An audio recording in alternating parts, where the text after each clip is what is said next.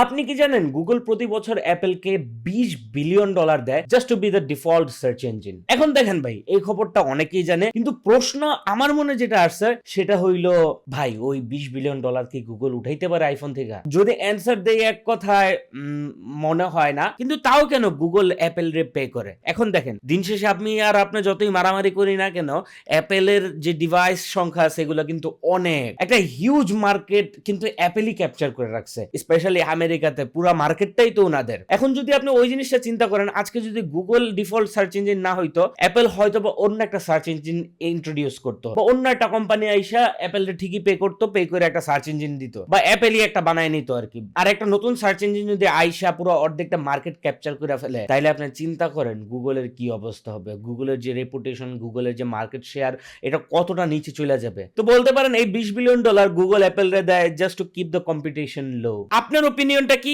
কি কারণে গুগল এই কাম করতেছে? আপনার ওপিনিয়নটা আপনি কমেন্ট বক্সে ঝাইরা দিয়া যান, আমি পয়রা দেখি আমার পার্সপেক্টিভ চেঞ্জ হয় নাকি। চ্যানেলটাকে সাবস্ক্রাইব করে দেন। আল্লাহ হাফেজ।